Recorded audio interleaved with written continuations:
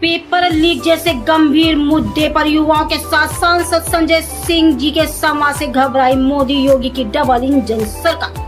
प्रयागराज जनपद में आयोजित पेपर लीक पर चर्चा संगोष्ठी में पत्रकारों से महत्वपूर्ण बातचीत। संजय सिंह ने कहा कि युवाओं का भविष्य बर्बाद करने वाली डबल इंजन सरकार अब पूरी तरह बौखला चुकी है। प्रयागराज में पेपर लीक जैसे गंभीर मुद्दे पर छात्रों के साथ शांतिपूर्ण संवाद को रोकने के लिए प्रशासन को आगे कर दिया गया। यूपी में तानाशाही चरम पर, अब बंद कमरे में भी युवाओं को अपने भविष्य और पेपर लीक पर बात करने की तानाशाह की इजाजत चाहिए। कहा कि ये कायरता नहीं तो क्या, विपक्ष और छात्रों की आवाज को कुचलने की ये साजिश यूपी के युवा भली भांति समझ रहे हैं। अरे मोदी जी, तुम विश्व गुरु नहीं, गुरु घंटा लो। युवाओं को रोजगार और हक की आवाज को लाठी प्रशासन के दम पर दबाना बंद करें। योगी मोदी सरकार जितना दबाओगे यह आवाज उतनी ही होगी बुलंद। प्रयागराज से गजेंद्र मिश्रा की ये खास रिपोर्ट। आम आदमी पार्टी का कार्यकर्ता तुमको जवाब देगा। मैं ज्यादा लंबी बात नहीं करूंगा, सिर्फ इतना कहना चाहता हूं, केजरीवाल की ये पार्टी, आम आदमी पार्टी और केजरीवाल के कार्यकर्ता आंदोलन की कोख से पैदा हुए हैं और जितनी लड़ाई तुम हमसे लड़ना चाहते हो, सीना तान के तुम्हारे खिलाफ सड़क से लेके संसद तक लड़ते रहे हैं, लड़ते रहेंगे। ये आपके कॉन्फ्रेंस हॉल में बातचीत करने की परमिशन चाहिए? आप नियम कानून से बात करेंगे ना। कोई देश विरोधी बातचीत हो रही क्या यहाँ पे?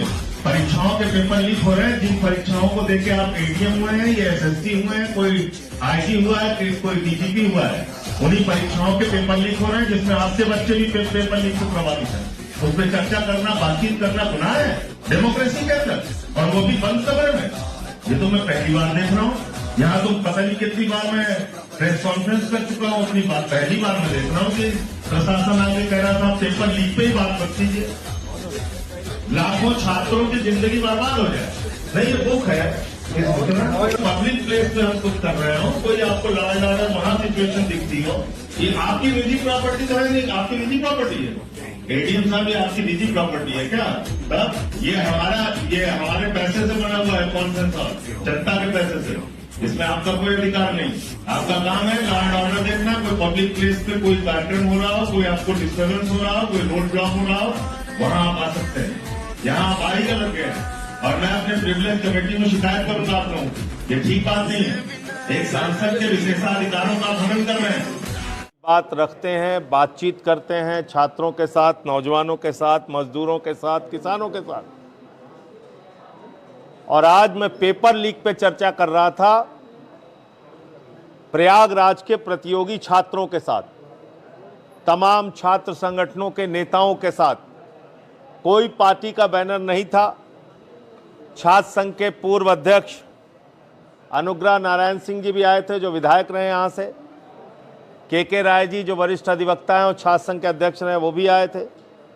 और समाजवादी छात्र सभा से लेके एनएसयूआई से लेके तमाम छात्र संगठनों के लोग यहाँ पे आए थे। हमारी पार्टी के एएसएपी के लोग भी थे। हमारे विधायक दिल्ली के अनिल झा जी, जो स्वयं दिल्ली विश्वविद्यालय के अध्यक्ष रहे, वो भी थे। दिलीप पांडे जी, जो हमारे मुख्य सचेतक रहे, वो थे। पवन तिवारी जी हमारे प्रांत अध्यक्ष थे। अब हम चर्चा क्या कर रहे थे वो 1 मिनट में आपको बता रहा हूं। उत्तर प्रदेश में पेपर लीक कितना बड़ा कांड बन गया है। 2017 में दरोगा भर्ती का पेपर लीक हुआ। 7 लाख लोग एग्जाम में बैठे हुए थे, उनका भविष्य बर्बाद हुआ।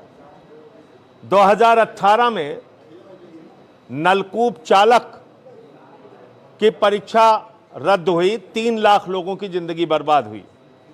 2018 में ग्राम विकास अधिकारी की परीक्षा रद्द हुई, 9 लाख लोग जिन्होंने परीक्षा दी थी उनकी जिंदगी बर्बाद हुई।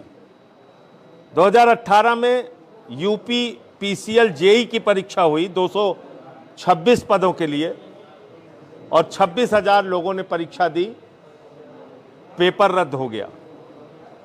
2018 में लोअर सबऑर्डिनेट 672 लोगों के पद पर परीक्षा हुई, 11 लाख लोगों ने दिया, परीक्षा कैंसिल हो गई। 2021 में यूपी ट्रिपल एससी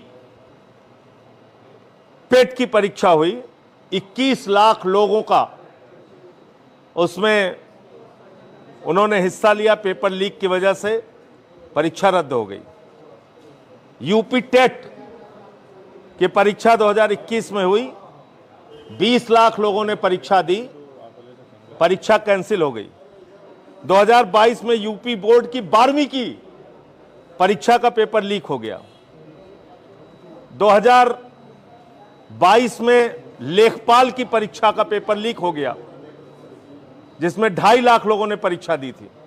2024 में यूपी कांस्टेबल की 60,000 पदों के लिए 48 लाख लोगों ने परीक्षा दी, पेपर लीक हो गया, परीक्षा कैंसिल हो गई। आरओ 411 पदों के लिए 10 लाख लोगों ने परीक्षा दी, परीक्षा का पेपर लीक हो गया, परीक्षा रद्द हो गई। 2025 में यूपी बोर्ड के हाई स्कूल की परीक्षा का पेपर लीक हो गया। 2026 में एसएससी जीडी कांस्टेबल भर्ती की परीक्षा के कई स्थानों पे, कई सेंटर्स पे धांधली का मामला आया। 2026 में ही नीट की पेपर की परीक्षा लीक हुई, जिसमें करीब करीब 22 लाख छात्रों का जीवन बर्बाद हुआ। 2026 में सीयूईटी परीक्षा, उसका पेपर लीक हुआ, वो स्थगित हुई। 2026 में ही लेखपाल भर्ती में पेपर लीक हुआ और उसमें 2 घंटे के बाद सेंटर से लोग बाहर निकलते हुए देखे गए।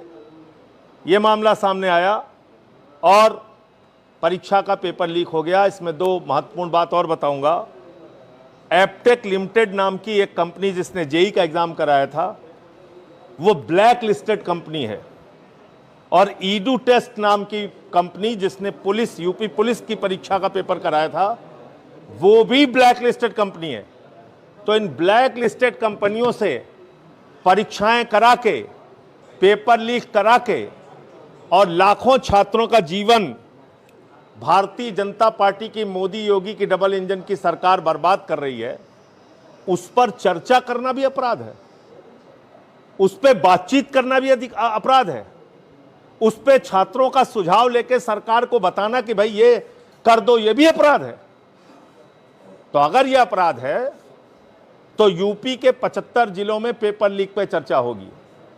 और आज तो यह आंदोलन की शुरुआत हुई है, लेकिन अब इसको और विस्तार दिया जाएगा और लखनऊ में भी छात्रों को एकजुट करके सरकार का घेराव किया जाएगा। या तो छात्रों की मांगे मानो, उनकी मांगों का समाधान करो, या सत्ता से जाओ। प्रयागराज से आंदोलन की शुरुआत हुई है, अब ये आंदोलन किस तरह से अब मोड़ आगे ले जाए? आप देखिए, जो दमन हो रहा है, दमन हमेशा आंदोलन को बढ़ाता है। अगर बंद कमरे में एक सांसद, विधायक, छात्र संघ के पूर्व अध्यक्षों को बातचीत करने की इजाजत नहीं दी जा रही है, तो आप कल्पना कर सकते हैं कि डबल इंजन की सरकार में तानाशाही कितने चरम पर है। तो इसलिए मैं बहुत स्पष्ट रूप से कहना चाहता हूं कि इसको आप दमन करके दबा नहीं पाएंगे। पेपर लीक पे चर्चा का कार्यक्रम अब आगे भी चलेगा। ये बनारस भी जाएगा, ये अलीगढ़ भी जाएगा, ये लखनऊ भी जाएगा, ये मेरठ भी जाएगा, आगरा भी जाएगा। तमाम विश्वविद्यालय जहां पे स्थापित हैं उत्तर प्रदेश के अंदर, उन सभी विश्वविद्यालयों के छात्रों को एकजुट करके और यह आंदोलन वहां तक पहुंचाया जाएगा। प्रयागराज में बीते दिन एक आंदोलन हुआ पेपर लीक मामले में, मैंने देखा 3 कोचिंग सेंटर बंद कर दिया आपने। मतलब ये मजाक है? कोचिंग सेंटर का संचालक अगर आंदोलन में चला गया छात्रों की आवाज में आवाज मिलाने के लिए, तो आप उसकी कोचिंग बंद कर देंगे? ये तानाशाही का आलम है। डिप्टी सीएम कहते हैं कि विपक्ष जो है मुद्दा विहीन है और कमरे में बैठकर सिर्फ एसी में ट्वीट करते हैं। आखिर ऐसी क्या वजह है कि विपक्ष सड़कों पर नहीं है? अरे भाई, वो सड़क पे आ जाए ना एक बार। डिप्टी सीएम को कहिए सड़क पे आ जाएं, छात्रों के बीच में बैठे, उनकी बातचीत सुने, उनकी अकल ठिकाने पे आ जाएगी अपने आप। टीचरों को 2 कौड़ी का टीचर भी बता दिया गया। मैं वही कह रहा हूँ, 2 कौड़ी का, 4 कौड़ी का जो भी टीचर बता रहे हैं, ये जरा छात्रों के बीच में आ जाए ना। वो तो एसी कमरे में नहीं बैठ रहे हैं, वो तो कैंडल मार्च निकाल रहे हैं, वो तो गर्मी में पसीना बहा रहे हैं। डिप्टी सीएम को कहिए छात्रों के बीच में आ जाएं। क्या लगता है क्यों प्रशासन या सरकार लगातार क्योंकि इनके लोग ही शामिल हैं इसमें, क्योंकि इनके लोग ही पेपर लीक में शामिल हैं। एक देश एक आवाज न्यूज 24 पर नए नए अपडेट्स और खबरों को देखने के लिए इस चैनल को लाइक, सब्सक्राइब और शेयर करें।